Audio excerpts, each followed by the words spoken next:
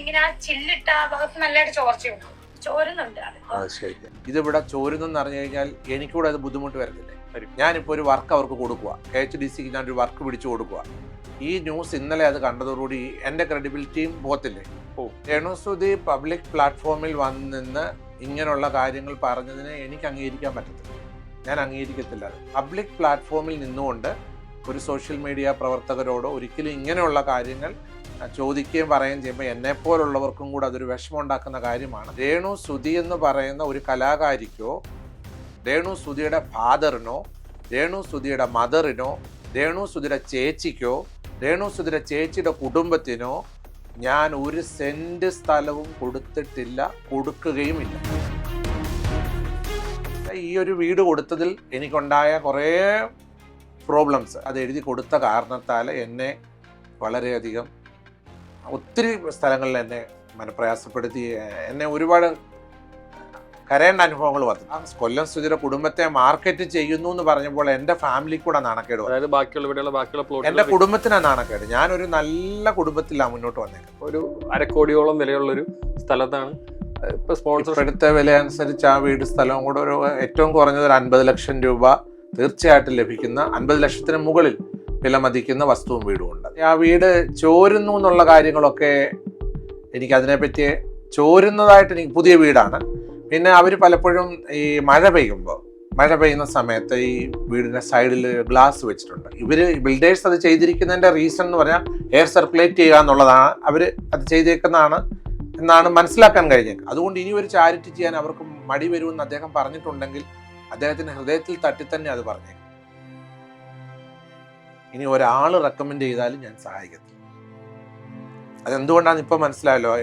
ഞാനൊരു റെക്കമെൻഡേഷന്റെ പേരിൽ പോയതിന്റെ തിക്തഫലങ്ങൾ എനിക്ക് ഒരുപാട് കേട്ടു.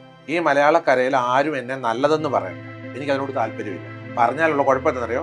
യേശുക്രിസ്തുവിനെ ഹോശന്ന പാടിയിട്ട് അടുത്ത 2 ദിവസത്തിനാണ് എന്തോ പറഞ്ഞവര് ക്രൂശിക്കുക എന്നാ പറയാം. അതുകൊണ്ട് എന്നെ ആരും നല്ലത് പറയണ്ട. എന്നെ സംബന്ധിച്ച് പറയാൻ ഞാൻ എൻ്റെ കാര്യം പറയുന്നു. ഇനി ഒരിക്കലും അവശത അനുഭവിക്കുന്ന കലാകാരന്മാർക്കോ ഇങ്ങനെ പബ്ലിക് അറിയപ്പെടുന്ന ഒരാൾക്ക് ഒരു സഹായം പ്രയാസത്തിരുന്നാൽ ചെയ്യാൻ എനിക്ക് ഭയമുണ്ട്. നമസ്കാരം. ഇപ്പം നമ്മളിപ്പോൾ ചില വിവാദങ്ങളും വിമർശനങ്ങളും ചില ആളുകളുടെ വാക്കുകളൊക്കെ ആയിട്ടാണ് സോഷ്യൽ മീഡിയയിൽ ഇപ്പോൾ മുന്നോട്ട് പോയിക്കൊണ്ടിരിക്കുന്നത്. പ്രധാനമായിട്ട് രേണുസുതി അദ്ദേഹത്തിന് വീട് പണിതു, അത് കൊടുത്തതിന് ചില പ്രശ്നങ്ങളൊക്കെ. അച്ഛനാണ് അതിനകത്ത് ബിഷപ്പാണ് ഇതിനകത്ത് സ്ഥലം കൊടുത്തിരിക്കുന്നത്. അപ്പോൾ അതിനെക്കുറിച്ച് എന്താണ് ശരിക്കും പറയാനുള്ളത്? ഞാൻ കൊല്ലം സുധിയുടെ 2 മക്കൾക്കാണ് 7 സെന്റ് സ്ഥലം. രാഹുലിനും ഋതുലിനും, കൊല്ലം സുധിയുടെ 2 മക്കൾക്കാണ് ഇഷ്ടദാനമായിട്ട് എഴുതി കൊടുത്തിരിക്കുന്നത്. അത് ദാനാധാരപ്രകാരമാണ് 7 സെന്റ് സ്ഥലം കൊടുത്തിരിക്കുന്നത്. 2 കുട്ടികൾക്കാണ്. ഇപ്പോൾ കൊല്ലം സുധി അദ്ദേഹത്തിന്റെ അപ്രതീക്ഷിതമായ വിയോഗം, അതിനുശേഷമാണ് ഇങ്ങനെ ഒരു തീരുമാനത്തിലേക്കൊക്കെ എത്തുന്നത്. അതെ. ഏത് ഘട്ടത്തിലാണ് ബിഷപ്പിന് മുന്നിൽ ഇങ്ങനെ ഒരു വീട് വേണം അല്ലെങ്കിൽ എന്റെ സ്ഥലം വേണം എന്നുള്ളൊരു ഇതായിട്ട് വന്നിട്ടുണ്ട്? കൊല്ലം സുധിയുടെ ആകസ്മികമായിട്ടുള്ള ഒരു വേർപാട് ഒരു ആക്സിഡന്റിലൂടെയാണല്ലോ സംഭവിച്ചത്. ആ സമയത്ത് എൻ്റെ ഒരു മാധ്യമ സുഹൃത്ത്, അദ്ദേഹത്തിൻ്റെ പേര് രാഹുൽ ഇരുമ്പുകുഴി, അദ്ദേഹം ഇവിടെ അറിയപ്പെടുന്ന ഒരു മാധ്യമ സുഹൃത്താണ്. അദ്ദേഹം എന്നോട് വളരെ സൗഹൃദമുള്ള ഒരാളാണ്. അദ്ദേഹം എന്നോട് ഈ കൊല്ലം സുധിയുടെ കുടുംബത്തിൻ്റെ ദയനീയമായ അവസ്ഥകൾ എന്നോട് സംസാരിച്ചു. അപ്പോഴും ഞാൻ അതിന് കുഞ്ഞുങ്ങൾക്കായിട്ട് വീട് വെക്കാനായിട്ട് സ്ഥലം കൊടുക്കാമെന്ന് രാഹുലുമായിട്ട് സംസാരിക്കുകയും അതനുസരിച്ച് 24 ചാനലിലെ അതിൻ്റെ MD ആയിട്ടിരിക്കുന്ന ബഹുമാനപ്പെട്ട R ശ്രീകണ്ഠൻ നായർ സാർ എന്നെ നേരിട്ട് ബന്ധപ്പെടുകയും ശ്രീ C ഉണ്ണികൃഷ്ണൻ സാറ്, സംഘടനയിലെ പല ആൾക്കാരും അങ്ങ് ഒരുമിച്ച് എന്നെ വന്ന് കാണുകയും അവർ എന്നോട് ആവശ്യപ്പെട്ട അനുസരിച്ചാണ് ഞാൻ മനോഹരമായിട്ടുള്ള ഈ ഒരു വസ്തു കുഞ്ഞുങ്ങൾക്കായിട്ട് സന്തോഷപൂർവ്വം കൊടുക്കാനിടയായത്. ഇപ്പോൾ ബിഷപ്പ് കുറച്ചധികം ലൊക്കേഷൻസ് ഉണ്ട് ഇവിടെ, നമ്മൾ തന്നെ കാണാം കുറേ വീടുകളുണ്ട്. അതിൽ സുധിയുടെ വീട് ഇരിക്കുന്ന അല്ലെങ്കിൽ സുധിയുടെ മക്കൾക്ക് വേണ്ടി വീട് പണിതിരിക്കുന്ന അതേ സ്ഥലത്ത് തന്നെയാണ് താങ്കൾ താമസിക്കുന്നത്. അപ്പോൾ ഇതിനു മുന്നേ കൊല്ലം സുധിയും അവരുടെ കുടുംബത്തെയും ബിഷപ്പിന് പരിചയം ഉണ്ടായിരുന്നു? ഞാൻ അദ്ദേഹത്തെ കണ്ടിട്ടില്ല, എനിക്ക് അങ്ങനെ അറിയത്തില്ല. കാരണം കൊല്ലം സുധിയുടെ കുടുംബം താമസിച്ചുകൊണ്ടിരുന്ന ഇവിടുന്ന് ഒരു 15 കിലോമീറ്റർ മാറിയാണ് താമസിക്കുന്നത്. 15 കിലോമീറ്ററോളം 10-15 കിലോമീറ്റർ മാറിയാണ് താമസിച്ചുകൊണ്ടിരുന്നത്. അവർ വാടകയ്ക്ക് വേറൊരു സ്ഥലത്ത് താമസിക്കുകയാണെന്നുള്ള കേൾവി എനിക്കുള്ളൂ, എനിക്ക് അറിയത്തില്ലായിരുന്നു. കൊല്ലം സുധിയെ തന്നെ ഞാൻ അദ്ദേഹത്തിൻ്റെ മരണശേഷമാണ് ഇങ്ങനെ ഒരു കലാകാരൻ ഉണ്ടെന്നുള്ളതും. കാരണം ഞാൻ ഇന്ത്യക്ക് വെളിയിൽ പല രാജ്യങ്ങളിലൊക്കെ ജീവിക്കുകയായിരുന്നു. ആ സമയത്ത് എനിക്ക് അതിനൊക്കെ സന്ദർഭങ്ങളില്ലായിരുന്നു ഇങ്ങനെയുള്ള കാര്യങ്ങളൊന്നും മനസ്സിലാക്കാനായിട്ട്. പിന്നെ നാട്ടിൽ വന്നപ്പോഴാണ് പല ആൾക്കാരുമായിട്ട് കാണുകയും കേൾക്കുകയൊക്കെ ചെയ്യുകയൊക്കെ ചെയ്യുമ്പോഴാണ് ഇങ്ങനെ നല്ലൊരു കലാകാരനായിരുന്നുവെന്നും അദ്ദേഹത്തിന് പെട്ടെന്നൊരു അപകട മരണം സംഭവിച്ചു എന്നൊക്കെയുള്ള എൻ്റെ സുഹൃത്ത് വഴി ഇങ്ങനെ അറിഞ്ഞു. അങ്ങനെയാണ് ഈ സഹായ കാര്യങ്ങളിലേക്ക് മുൻപോട്ട് പോയത്. ഇപ്പോൾ KHDC എന്ന് പറഞ്ഞൊരു ഫേസ്ബുക്ക് കൂട്ടായ്മയാണ് അതെ. ശരിക്കും അതെ. സുധിയുടെ മക്കൾക്ക് വേണ്ടിയിട്ട് വീട് പണിത് അതെ. നൽകിയത്. പക്ഷേ ആദ്യത്തെ ഇപ്പം അച്ഛൻ ബിഷപ്പ് പറഞ്ഞനുസരിച്ച് ആദ്യം ഫ്ലവേഴ്സും അങ്ങനെയുള്ളവരൊക്കെ ഉണ്ടായിരുന്നു. ഇപ്പോൾ KHDC അതൊക്കെ എപ്പോഴാണ് ശരിക്കും വരുന്നത്? അതായത് ഈ ഇതിൻ്റെ സത്യാവസ്ഥ എന്ന് പറഞ്ഞു കഴിഞ്ഞാൽ KHDC എന്ന് പറയുന്ന സംഘടന, അത് ഫിറോസ് എന്ന് പറയുന്ന ഒരു ബിൽഡർ അദ്ദേഹത്തിൻ്റെ നേതൃത്വത്തിലുള്ള ഒരു സംഘടന KHDC എന്ന് പറയുന്ന സംഘടന. KHDC അദ്ദേഹത്തിന്റെ സ്ഥാപനമാണ്. അതെ. ഫേസ്ബുക്ക് കൂട്ടായ്മ. ഇതൊരു ഫേസ്ബുക്ക് കൂട്ടായ്മ. അവരങ്ങനെ വന്നിട്ട് 24 ചാനലുമായിട്ടാണ് അവർ കണക്ട് ചെയ്യുന്നത്. ഈ വീട് വെച്ച് കൊടുക്കുക എന്ന് പറഞ്ഞ വസ്തു ദാനമായിട്ട് ഞാൻ കൊടുക്കുകയും 24 ചാനലിലെ ശ്രീകണ്ഠൻ നായർ സാറാണ് ഈ വസ്തു എഴുതിയെടുക്കാനായിട്ടുള്ള പേയ്മെൻറ്റ്. അപ്പോൾ ഈ ആധാര ചെലവുകളില്ലേ, അതെല്ലാം 24 ചാനലാണ് മുഴുവൻ തുകയും രജിസ്റ്റർ ഓഫീസിലേക്ക് കൊടുക്കേണ്ട പേയ്മെൻറ്റുകളെല്ലാം മുടക്കിയത് 24 ചാനലാണ്.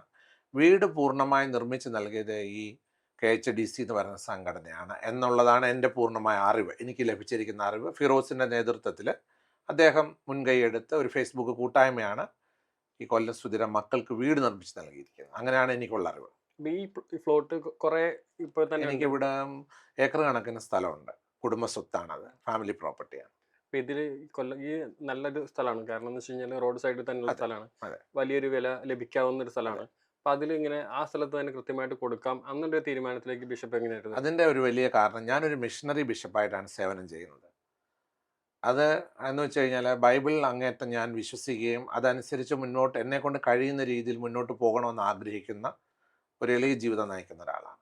അപ്പോൾ ബൈബിൾ പറയുന്നതനുസരിച്ച് നമ്മളൊരാൾക്ക് ഒരു ഗിഫ്റ്റ് കൊടുക്കുന്നുണ്ടെങ്കിൽ അത് ഏറ്റവും പ്രഷ്യസ് ആയിട്ടുള്ളത് ചെയ്യണമെന്നാണ് ബൈബിൾ ഞാൻ പഠിച്ചിട്ടുള്ളതും എൻ്റെ എളിയ അറിവനുസരിച്ച്. അതുകൊണ്ട് എനിക്ക് ഏറ്റവും വാല്യബിളായിട്ടുള്ള ഒരു പ്ലോട്ട് തന്നെയാണ് ഈ കുഞ്ഞുങ്ങൾക്ക് ഞാൻ നൽകിയത്. അതായത് ഞാൻ വീട് വെക്കാൻ പോകുന്ന വസ്തുവിനോട് ചേർന്ന് ഒരു 10 മീറ്റർ പോലും ദൂരമില്ല. അതായത് ഞാൻ വീട് വെക്കാൻ പോകുന്ന ഒരു സെൻറ്റിന് ഇവിടുത്തെ വില അനുസരിച്ച് 4 ലക്ഷം രൂപ വില മതിക്കുന്ന 7 സെൻറ്റ് സ്ഥലമാണ് ഞാൻ സന്തോഷത്തോടെ ആ കുഞ്ഞുങ്ങൾക്ക് കൊടുത്തത്. ഇപ്പോൾ നമ്മൾ കഴിഞ്ഞ ദിവസം KHDCയിലെ ഫിറോസുമായിട്ട് സംസാരിച്ചു. അതെ.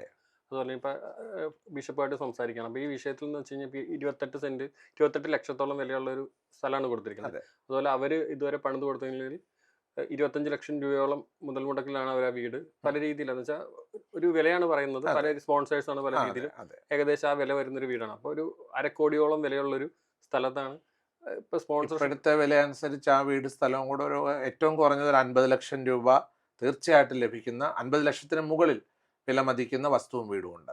അപ്പോൾ ശരിക്കും എന്ന് വെച്ച് കഴിഞ്ഞാൽ പലരും പറയുന്നുണ്ട് രേണു സുധിക്കാണ് ലഭിച്ചത്.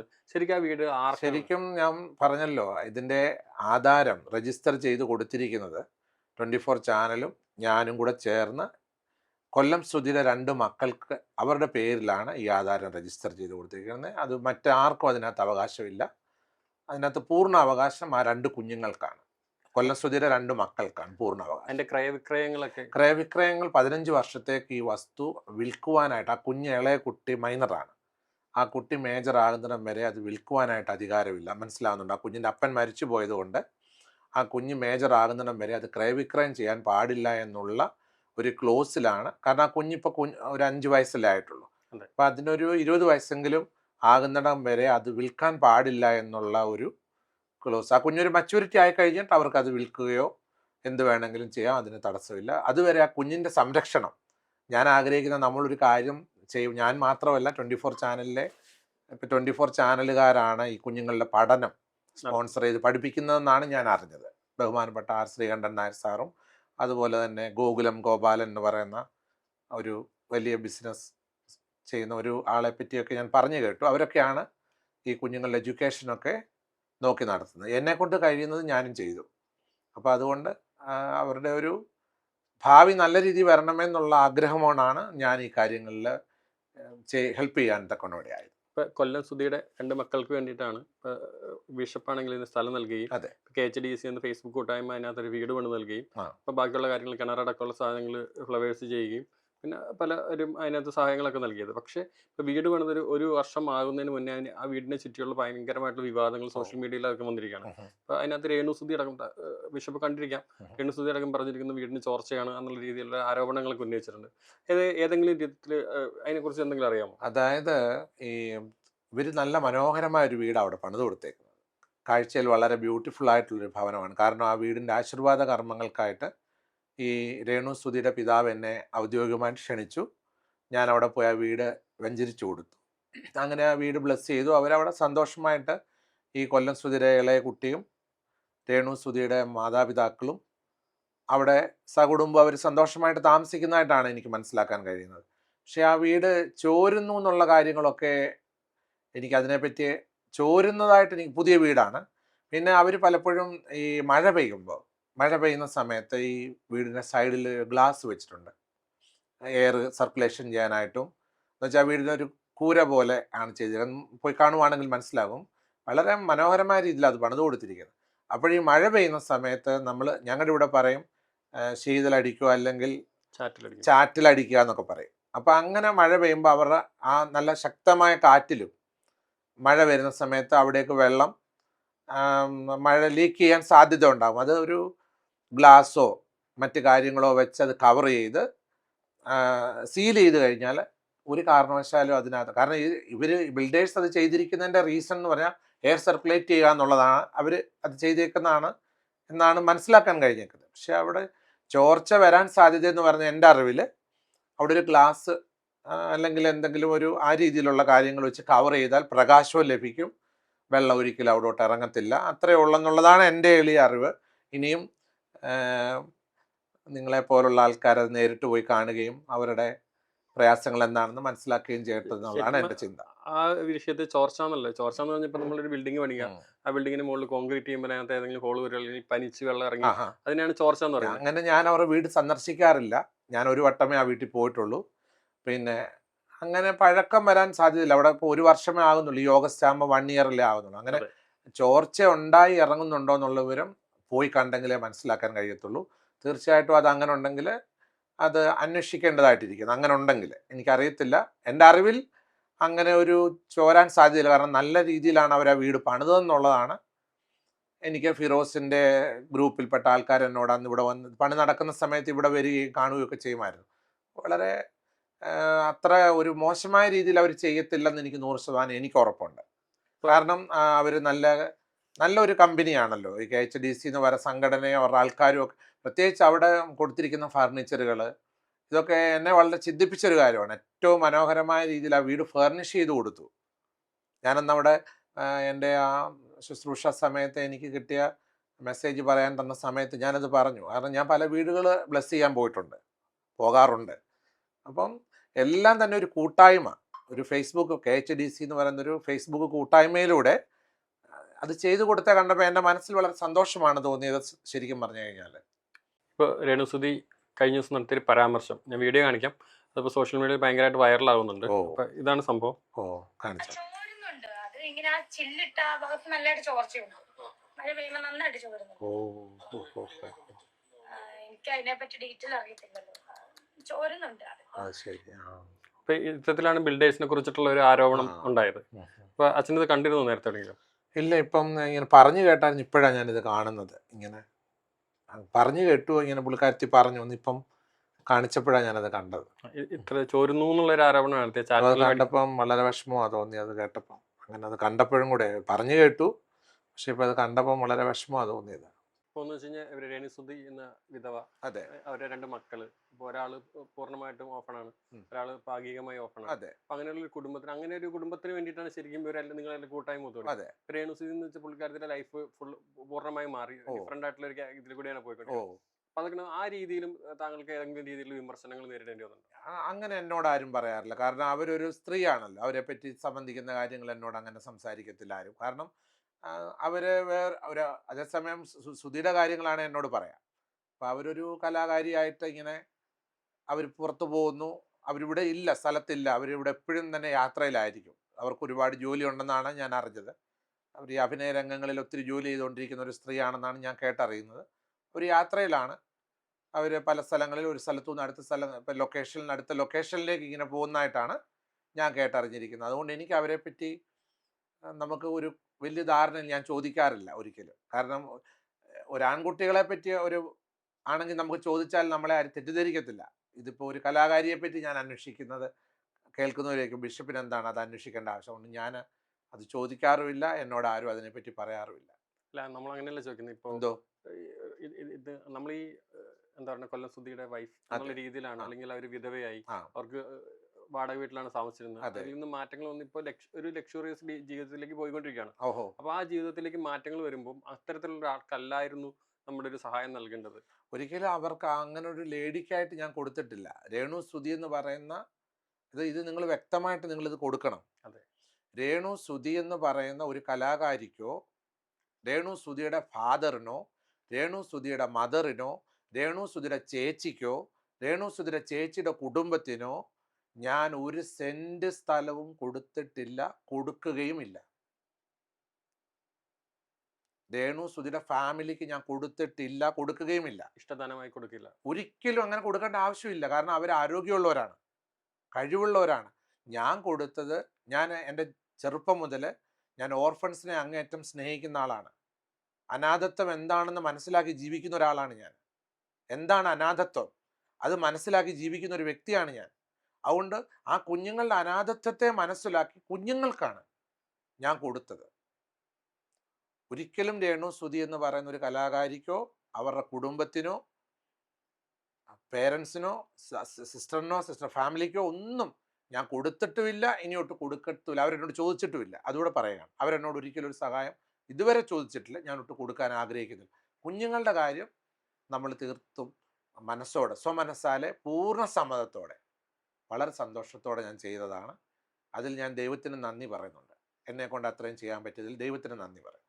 ഇപ്പോൾ മൂത്ത മകനും അല്ലെങ്കിൽ ഇളയ മകനും കൂടെ ചേർന്നിട്ടുള്ള വീട്. അപ്പോൾ ഇത്തരത്തിലുള്ള വിവാദങ്ങൾ ഉണ്ടാക്കുന്നതിന് അപ്പുറത്തായിട്ട് ഇപ്പോൾ മൂത്ത മകന് ഏകദേശം 17 വയസ്സ് ആയി. മൂത്ത മകൻ 20 വയസ്സ് കഴിഞ്ഞു. 20 വയസ്സ് കഴിഞ്ഞു. അപ്പോൾ അദ്ദേഹം വഴി അങ്ങനെ ഒരു എന്തെങ്കിലും പ്രശ്നങ്ങളുണ്ടെങ്കിൽ അദ്ദേഹം വഴിയാണല്ലോ അറിയിക്കുന്നത്. ഇപ്പോൾ രേണു സുധിക്ക് അങ്ങനെ വീടിനായിട്ട് പ്രശ്നം ഉണ്ടെങ്കിൽ മോന് വേണ്ടി പണിതിരിക്കുന്ന വീടിന് ഇത്രയും പ്രശ്നങ്ങളുണ്ട്, അപ്പോൾ അതൊന്ന് ഫിറോസുമായിട്ട് സംസാരിക്കുക, അതല്ലെങ്കിൽ ഇപ്പോൾ ബന്ധപ്പെട്ട ഫ്ലവേഴ്സായിട്ടോ അല്ലെങ്കിൽ ബിഷപ്പുമായിട്ടോ ഒക്കെ സംസാരിക്കുന്ന മകൻ വഴിയാണല്ലോ സംസാരിക്കുന്നത്. ഒരു സോഷ്യൽ മീഡിയ പ്ലാറ്റ്ഫോം ഉപയോഗിച്ച് രേണു സുധി പബ്ലിക് പ്ലാറ്റ്ഫോമിൽ വന്നിന്ന് ഇങ്ങനെയുള്ള കാര്യങ്ങൾ പറഞ്ഞതിനെ എനിക്ക് അംഗീകരിക്കാൻ പറ്റത്തില്ല. ഞാൻ അംഗീകരിക്കത്തില്ല. അത് അവരെന്തുകൊണ്ട് പറഞ്ഞു എന്ന് തീർച്ചയായിട്ടും അവരുടെ ഒരു ഇൻ്റർവ്യൂ എടുക്കണമെന്നുള്ളതാണ് എൻ്റെ അഭിപ്രായം. എന്തുകൊണ്ട് പബ്ലിക് പ്ലാറ്റ്ഫോമിൽ ഇങ്ങനൊരു കാര്യം പറഞ്ഞു? ഞാനിപ്പം പലരും പറഞ്ഞുള്ള കേൾവിയാണ്. എന്നോട് അവർ സംസാരിക്കാറില്ല. പുള്ളിക്കാരത്തി എന്നോട് 1-2 വട്ടം ആകെ സംസാരിച്ചിട്ടുള്ളൂ. എന്നോട് അങ്ങനെ കാണുമ്പോൾ ഒന്ന് കൈകൂപ്പി കാണിക്കും, ദൂരെ നിന്നാണ് കൈ കാണിച്ച്, അങ്ങനെ പോയെന്ന് 1-2 വട്ടം, അല്ലാതെ അവരങ്ങനെ എന്നോട് സംസാരിക്കാറില്ല. പക്ഷേ പബ്ലിക് പ്ലാറ്റ്ഫോമിൽ നിന്നുകൊണ്ട് ഒരു സോഷ്യൽ മീഡിയ പ്രവർത്തകരോട് ഒരിക്കലും ഇങ്ങനെയുള്ള കാര്യങ്ങൾ ചോദിക്കുകയും പറയുകയും ചെയ്യുമ്പോൾ എന്നെപ്പോലുള്ളവർക്കും കൂടെ അതൊരു വിഷമം ഉണ്ടാക്കുന്ന കാര്യമാണ്. അത് ഒഴിവാക്കാമായിരുന്നു എന്നുള്ളതാണ് എൻ്റെ ഒരു എളിയ അഭിപ്രായം. എൻ്റെ അഭിപ്രായം എന്ന് വെച്ച് കഴിഞ്ഞാൽ ചാരിറ്റി പ്രവർത്തനങ്ങൾ ചെയ്യുന്ന ഇപ്പോൾ ബിഷപ്പിനെ പോലുള്ളവരും അല്ലെങ്കിൽ KHDC സംഘടനയെ പോലുള്ളവരെയും പരസ്യമായി അപമാനിക്കുന്നതിന് തുല്യമാകുന്നില്ല. എന്നെ അപമാനിച്ചെന്ന് ഞാൻ പറയത്തില്ല. പക്ഷേ വീട് വെച്ച് കൊടുത്തവർക്ക് അതൊരു വലിയ ക്രെഡിബിലിറ്റിയെ ചോദ്യം ചെയ്യുന്നൊരു കാര്യം. ഞാൻ പറയട്ടെ, ഞാനൊരു വീട് ഒരാളെ, അവരിപ്പോൾ KHDCയെ കൊണ്ട് ഞാൻ എൻ്റെ കെയർ ഓഫിൽ ഒരു ബിൽഡിംഗ് പണിയിപ്പിച്ചു. ഇതിവിടെ ചോരുന്നെന്ന് അറിഞ്ഞു കഴിഞ്ഞാൽ എനിക്കൂടെ അത് ബുദ്ധിമുട്ട് വരത്തില്ലേ? വരും. ഞാനിപ്പോൾ ഒരു വർക്ക് അവർക്ക് കൊടുക്കുക, KHDCക്ക് ഞാനൊരു വർക്ക് പിടിച്ചു കൊടുക്കുക. ഈ ന്യൂസ് ഇന്നലെ അത് കണ്ടതോടുകൂടി എൻ്റെ ക്രെഡിബിലിറ്റിയും പോകത്തില്ലേ? പോവും. ഞാനൊരിക്കലും അതിനോട് യോജിക്കുന്നില്ല. കാരണം പബ്ലിക് പ്ലാറ്റ്ഫോമിൽ നിന്നുകൊണ്ട്, പ്രത്യേകിച്ച് പുള്ളിക്കാരത്തി എന്ത് ഗുണം പറഞ്ഞാലും ദോഷം പറഞ്ഞാലും അതിനെ സമൂഹം രണ്ടായിട്ട് കാണുന്ന ഒരു സമൂഹത്തിലാണ് നമ്മളിന്ന് ജീവിക്കുന്നത്. അപ്പം രേണു സുധി എന്ന് പറയുന്ന കലാകാരി ഇങ്ങനൊരു കാര്യം ഉള്ളപ്പോൾ അത് ഫിറോസിനെ പേഴ്സണലി സംസാരിക്കണമായിരുന്നു. സോഷ്യൽ മീഡിയയിൽ ഇത്ര ഇൻഫ്ലുവൻസ് ഉള്ള ഒരു വ്യക്തിയാണ്. അതെ. രേണു സുധി എന്നുള്ളത് റീസെന്റ് ഭയങ്കര ഇൻഫ്ലുവൻസ് ഉള്ള ഒരു വ്യക്തിയാണ്. ഇപ്പോൾ ഫിറോസ് അവർ പറഞ്ഞതെന്ന് വെച്ചാൽ ഫിറോസിനെ അവർക്ക് പരിചയമില്ല, കോൺടാക്ട് ചെയ്യാനുള്ള നമ്പറുകളില്ല, കാര്യങ്ങളില്ല എന്നൊക്കെയാണ് പറഞ്ഞത്. കാരണം അവർ ഓർക്കുന്ന അവരുടെ ഫാദർ സംസാരിക്കുമെന്നായിരിക്കും അവർ ചിന്തിക്കുന്നത്. അങ്ങനെയാണ് അവരുടെ ഫാദറുമായിട്ടായിരുന്നു അത് പറഞ്ഞത്. പബ്ലിക് പ്ലാറ്റ്ഫോമിൽ കൊണ്ടുവന്ന് അദ്ദേഹത്തിൻ്റെ ഒരു ബിൽഡറിൻ്റെ ബിൽഡിങ് പണിത് ചോരുന്നു എന്ന് പറയുമ്പം അത് എത്ര തീവ്രമായ ഒരു ആരോപണം. അദ്ദേഹം ഒരു പരാതി കൊടുത്താൽ തന്നെ അത് ഭയങ്കര കേസായിട്ട് വരും. ഫിറോസ് ഒരു കേസ് കൊടുത്താൽ പോലും അവർക്ക് അദ്ദേഹത്തിന് മാനനഷ്ടമാണ്, ബിസിനസ്സിനുണ്ടാക്കുന്ന നഷ്ടമാണത്. അത് വലിയൊരു ഞാൻ അഡ്വക്കേറ്റുമായിട്ട് സംസാരിച്ചായിരുന്നു. പുള്ളി ഒരു പരാതി കൊടുത്താൽ തന്നെ അത് പ്രശ്നമാണ്. കാരണം ചോർച്ച വന്നു എന്നുണ്ടെങ്കിൽ തന്നെയും അത് ക്ലിയർ ചെയ്ത് കൊടുക്കേണ്ടത് അവരുടെ പേഴ്സണൽ കാര്യങ്ങൾ. അവർ ഉടനെ ഒഫീഷ്യലി അവരുടെ ആൾക്കാരെ അയച്ചത് ചെയ്യണം. പക്ഷെ പബ്ലിക്കിൽ അദ്ദേഹത്തിൻ്റെ ഒരു വലിയ ബിസിനസ് നടത്തിക്കൊണ്ടിരിക്കുന്ന ഒരു മനുഷ്യനാണെങ്കിൽ അവരുടെ ബിസിനസ്സിനെ അത് ഭയങ്കരമായിട്ട് അത് ചെറിയൊരു കാര്യമല്ല വന്നേക്കുന്നത്. അതുകൊണ്ട് ഇനി ഒരു ചാരിറ്റി ചെയ്യാൻ അവർക്ക് മടി വരുമെന്ന് അദ്ദേഹം പറഞ്ഞിട്ടുണ്ടെങ്കിൽ അദ്ദേഹത്തിൻ്റെ ഹൃദയത്തിൽ തട്ടി തന്നെ അത് പറഞ്ഞേക്കുന്നത്. അങ്ങനെ പറഞ്ഞിട്ടുണ്ടെങ്കിൽ അതെ, പറഞ്ഞിട്ടില്ല, നമ്മളോട് തന്നെയാണ് പറഞ്ഞത്. നിങ്ങളോടാണ് എന്നെ സംബന്ധിച്ച് പറയാൻ ഞാൻ എൻ്റെ കാര്യം പറയുന്നു. ഇനി ഒരിക്കലും അവശത അനുഭവിക്കുന്ന കലാകാരന്മാർക്കോ ഇങ്ങനെ പബ്ലിക് അറിയപ്പെടുന്ന ഒരാൾക്ക് ഒരു സഹായം പ്രയാസത്തിരുന്നാൽ ചെയ്യാൻ എനിക്ക് ഭയമുണ്ട്. കൊടുക്കാൻ ദേഷ്യം കൊണ്ടല്ല, അവരോട് ആർക്കും എനിക്ക് എല്ലാ കലാകാരന്മാരെ ഇഷ്ടമുള്ള ഒരാളാണ്. എനിക്ക് കല ആസ്വദിക്കുന്ന ഒരു മനുഷ്യനാണ് ഞാൻ എല്ലാ കലകളെ ആസ്വദിക്കാൻ ഇഷ്ടപ്പെടും, സമയം കിട്ടാറില്ല. പക്ഷേ കലാകാരന്മാർ ഇങ്ങനെ അവശത അനുഭവിക്കുന്നുണ്ടെങ്കിൽ ഈ ഒരു ഇൻസിഡൻറ്റോടുകൂടി അത് നിങ്ങൾ എടുത്തു പറയണം. രേണുസുതി എന്നല്ല, ഈ ഒരു വീട് കൊടുത്തതിൽ എനിക്കുണ്ടായ കുറേ പ്രോബ്ലംസ്, അത് ഞാൻ പുള്ളിക്കാരത്തിൻ്റെ പേര് ഒരിക്കലും പറയത്തില്ല, രേണുസുതി എന്നൊരു പേര് ഞാൻ പറയുന്നില്ല. ഈ ഒരു കുഞ്ഞുങ്ങൾക്ക് അത് എഴുതി കൊടുത്ത കാരണത്താൽ എന്നെ വളരെയധികം ഒത്തിരി സ്ഥലങ്ങളിൽ എന്നെ മനപ്രയാസപ്പെടുത്തി, എന്നെ ഒരുപാട് കരയേണ്ട അനുഭവങ്ങൾ വന്നിട്ടുണ്ട്. അല്ല, പ്രായപൂർത്തിയായ മൂത്ത മകനുണ്ട്, അദ്ദേഹം ഒരിക്കൽ പോലും ഇപ്പൊ ബിഷപ്പിനെയോ അതല്ലെങ്കിൽ ഫിറോസിനെയോ അങ്ങനെ HDCനെ ഫ്ലവേഴ്സിനെ ഒരിക്കലും തള്ളി പറയുകയോ അല്ലെങ്കിൽ മോശമായിട്ടൊരു വാക്കുപോലും പോലും പറഞ്ഞിട്ടില്ല.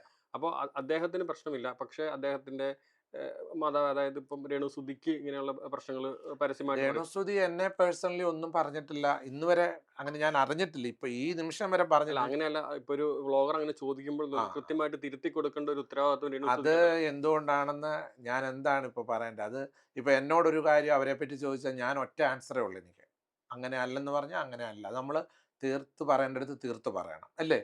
ആ കാര്യത്തിൽ എനിക്ക് ദുഃഖമുണ്ട്. പക്ഷെ അത് അവർക്ക് അത്രയ്ക്കുള്ള നോളജേ ഉള്ളെന്ന് സമാധാനിക്കുന്നു. ഇപ്പം എന്നോടൊരു ചോദ്യം ചോദിക്കുക, ഇന്ന കാര്യം ഇന്ന പോലാണോ ബിഷപ്പ് ചോദിച്ചാൽ ഞാൻ പറയാം അങ്ങനെ അല്ലെന്ന് ഒറ്റ വാക്ക് പറയും. പിന്നെ എന്നോട് ചോദിക്കുമോ? ഇല്ല.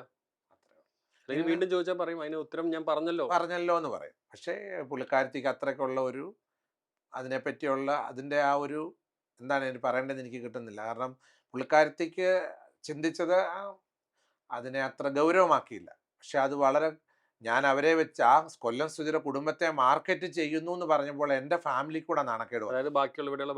എൻ്റെ കുടുംബത്തിനാണ് നാണക്കേട്. ഞാനൊരു നല്ല കുടുംബത്തിലാണ് മുന്നോട്ട് വന്നേക്കുന്നത്. ഈ നാട്ടിൽ നിങ്ങൾ അറിഞ്ഞില്ല, ഈ നാട്ടിൽ എൻ്റെ കുടുംബസ്വത്തുക്കളാണ് ഇവിടെ കിടക്കുന്നത് മുഴുവനും, അല്ലാതെ ഞാൻ ഉണ്ടാക്കിയ സ്വത്തുക്കൾ, എൻ്റെ പൂർവികർ ഉണ്ടാക്കിയ സ്വത്തുക്കൾ. അപ്പോൾ അങ്ങനൊരു കുടുംബത്തിൽ നിന്ന് വന്നേക്കുന്ന എന്നെ ഇവരെ മാർക്കറ്റ് ചെയ്യണോ? എനിക്ക് ഒരിക്കലും അതിൻ്റെ ആവശ്യമില്ല. അതായത് ഇവിടെയുള്ള നിലവിലുള്ള പ്ലോട്ടുകളെല്ലാം വിൽക്കുന്നതിന് വേണ്ടി ഒരിക്കലും അങ്ങനെ കൊടുത്തു എന്ന് പറയുന്നു.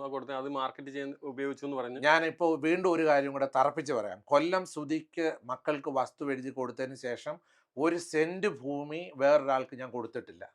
എനിക്ക് കൊടുക്കാൻ പേടിയുണ്ടായിട്ടല്ല കൊടുക്കാത്തത്. എനിക്ക് നല്ല വിലക്കാരെ കിട്ടണം. നല്ല വിലക്കാരെ കിട്ടിയാൽ ഞാൻ വസ്തു കൊടുക്കും.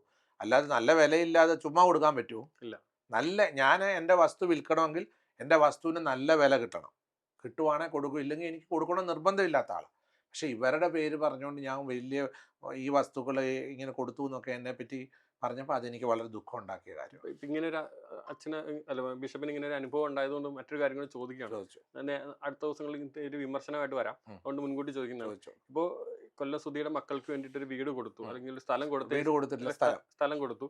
ആ സ്ഥലം കൊടുത്തത് കൊണ്ട് അല്ലെങ്കിൽ അങ്ങനെ ഒരു രേണു സുധിയും ഫാമിലിയോടെ താമസിക്കുന്നുണ്ടാണോ ബാക്കിയുള്ള ഫ്ലോട്ടുകൾ വിൽക്കാതിരിക്കുന്നത്? ഒരിക്കലും അല്ല. എൻ്റെ വസ്തുവിന് നല്ല വില കിട്ടണം, അതാണ് എൻ്റെ ഉത്തരം. പലരും വന്ന് കാണുന്നുണ്ട്. വന്ന് കാണുമ്പോൾ ഇപ്പം ആ വസ്തുവിന് നല്ല വില പറയാമെങ്കിൽ മാത്രമേ ഞാൻ കൊടുക്കത്തുള്ളൂ തീരുമാനിച്ചിട്ടുണ്ട്. ഒരുപാട് പേര് വസ്തു കാണുന്നുണ്ട്, പക്ഷെ വില നല്ല വില കിട്ടണം.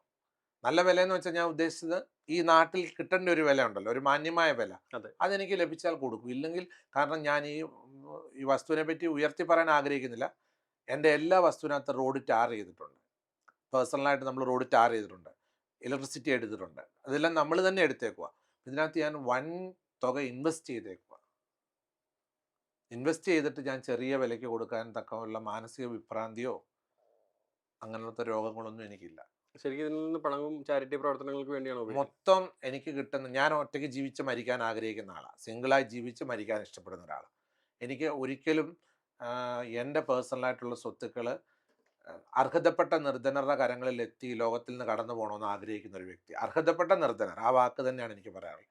അങ്ങനെയുള്ളവരുടെ കരങ്ങളിലെത്തി ഞാൻ ഈ ലോകം വിട്ടു പോകണം. പക്ഷേ എനിക്ക് 100% ഇനി തോന്നണം, അങ്ങനെയുള്ള ആൾക്കാരെ നേരിട്ട് കാണുമ്പോൾ എനിക്കത് തോന്നുമെങ്കിൽ മാത്രമേ ഞാൻ ചെയ്യത്തുള്ളൂ. ഇനി ഒരാൾ റെക്കമെൻഡ് ചെയ്താലും ഞാൻ സഹായിക്കത്തില്ല. അതെന്തുകൊണ്ടാണെന്ന് ഇപ്പോൾ മനസ്സിലായല്ലോ.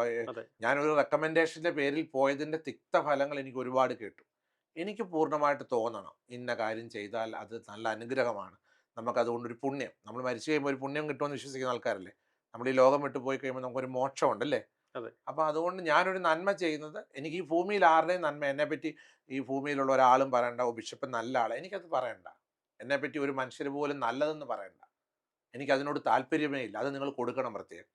ഈ മലയാളക്കരയിൽ ആരും എന്നെ നല്ലതെന്ന് പറയണ്ട, എനിക്കതിനോട് താല്പര്യമില്ല. പറഞ്ഞാലുള്ള കുഴപ്പം എന്താണെന്നറിയോ, യേശുക്രിസ്തുവിനെ ഹോശന്ന പാടിയിട്ട് അടുത്ത 2 ദിവസത്തിനകം എന്തോ പറഞ്ഞവർ, ക്രൂശിക്കുക ക്രൂശിക്കുക എന്നാണ് പറഞ്ഞത്. അതുകൊണ്ട് എന്നെ ആരും നല്ലത് പറയണ്ട.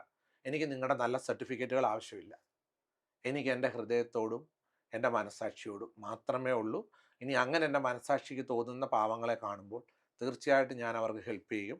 അതെനിക്ക് ഒരു റെക്കമെൻഡേഷനുമായിട്ട് എന്നെ ആരും കാണാൻ വരരുത്. എന്നാൽ ഒരു ജാതിഭേദമന്യേ പല ജാതിഭേദം, എനിക്ക് ജാതിയില്ല. ഞാനൊരു ജാതിയോ സഹായങ്ങളും ചെയ്യുന്നുണ്ട്. ചെയ്യും. പക്ഷേ ഇപ്പോൾ ഇത്തരത്തിലുള്ള വിമർശനങ്ങൾ വരുമ്പോഴും സോഷ്യൽ മീഡിയയിൽ അടക്കം ക്രൂശിക്കപ്പെടുമ്പോഴും ഇപ്പോൾ നാട്ടുകാരുടെ അവരുടെയൊക്കെ ഒരു അഭിപ്രായം എത്രത്തോളം? ഞാൻ നാട്ടുകാരോടെല്ലാം വളരെ സ്നേഹത്തോടാണ് പോകുന്നത്. ഞാൻ അതിന് ഉദാഹരണമാണല്ലോ പറഞ്ഞത്. ഇവിടുത്തെ അയ്യപ്പ ഭക്തർ എന്ന് പറഞ്ഞാൽ ഞാനൊരു ക്രിസ്ത്യൻ ബിഷപ്പായിട്ട്, ഒരു മിഷണറി ബിഷപ്പായി സേവനം ചെയ്യുന്ന ഞാൻ ഇവിടുത്തെ അയ്യപ്പ ഭക്തരെ സ്നേഹിക്കുകയും അവരോടുള്ള ബഹുമാനവും സ്നേഹവും എനിക്ക് ഉണ്ടാകണമെങ്കിൽ ശ്രീരാജ് ഒന്ന് ഓർത്ത് നോക്കിയാട്ടെ. എനിക്ക് അവർക്ക് എന്നോടുള്ള ഒരു ഇതുകൊണ്ടല്ലേ, എന്താണ് പറയണ്ടേ, അവർക്ക് എന്നോടൊരു കടപ്പാടോ ഞാൻ അവരോടൊരു കടപ്പാടോ ഉള്ളത് കൊണ്ടാണ് അവർക്ക് ഞാനത് ചെയ്തു കൊടുത്തത്. അങ്ങോട്ടും ഇങ്ങോട്ടും വളരെ സ്നേഹത്തോടാണ് ഈ നാട്ടിലെ ആൾക്കാരുമായിട്ട് ഞാൻ സഹകരിക്കുന്നത്, എന്നോട് സഹകരിക്കുന്നത്. അതിനകത്തൊരു എന്താ പറയുക, ഒന്നും ഉണ്ടായിട്ടില്ല. ഒരു അകൽച്ച വരാനൊന്നും ഉണ്ടായിട്ടില്ല.